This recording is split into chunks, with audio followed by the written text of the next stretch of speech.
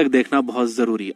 और इस वीडियो को लाइक करना मत भूलना, आप लाइक करते हो तो अच्छा लगता है। तो दोस्तों बिना किसी डिले के डायरेक्ट आते हैं काम की बात पर। पहली स्टेप, बिलीव।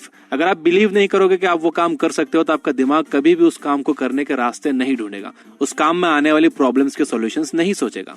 फॉर एग्जाम्पल, अगर अलेक्जेंडर ग्राहम बेल ये बिलीव नहीं करते कि एक ऐसा डिवाइस बनाया जा सकता है जिससे दूर रह रहे लोग आपस में बात कर सकते हो, तो वो कभी भी टेलीफोन नहीं बना पाते।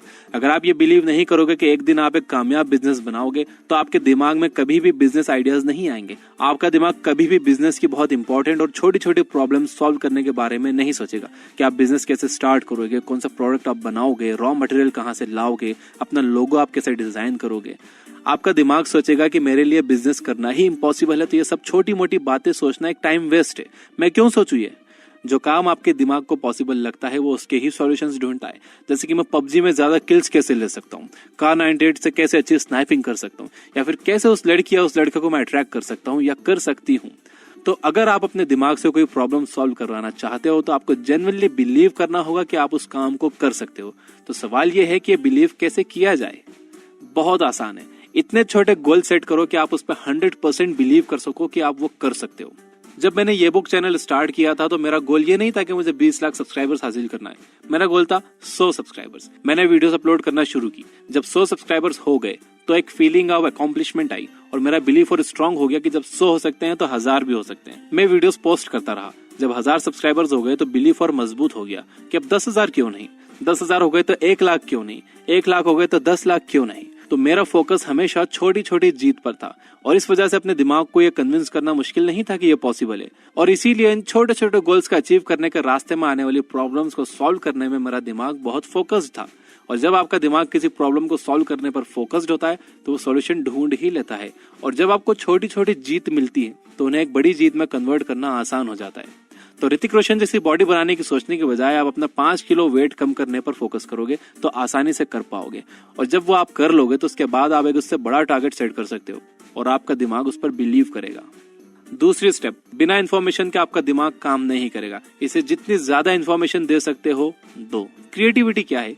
क्रिएटिविटी पर मैंने जितनी बुक्स पढ़ी है उन्हें समअप किया जाए तो क्रिएटिविटी इज कनेक्टिंग डॉट्स। आपके पास अलग अलग तरह की इन्फॉर्मेशन है, आप उसे मिलाकर कुछ नया बनाते हो, यह है क्रिएटिविटी।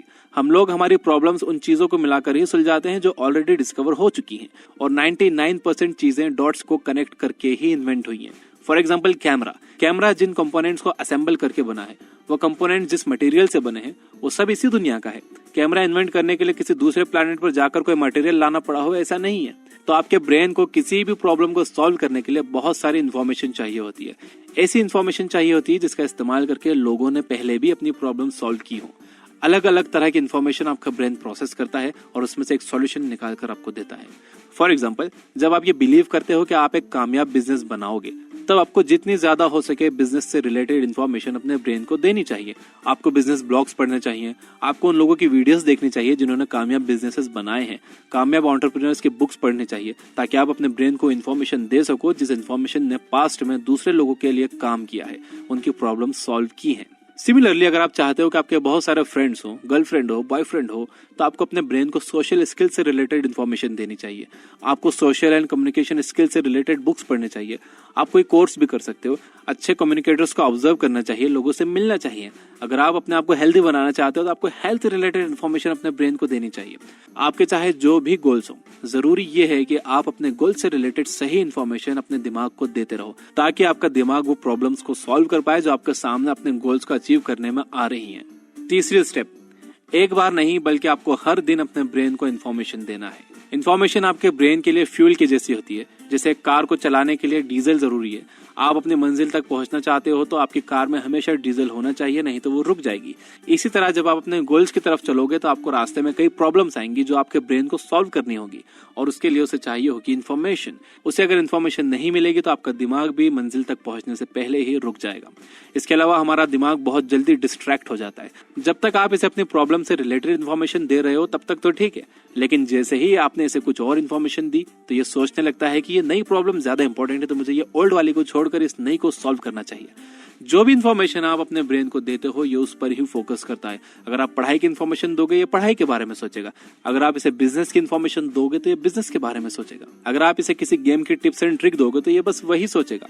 अगर आप इसे ये इन्फॉर्मेशन दोगे कि आपके फ्रेंड्स इंस्टाग्राम पर क्या कर रहे हैं तो ये बस वही सोचने लगेगा।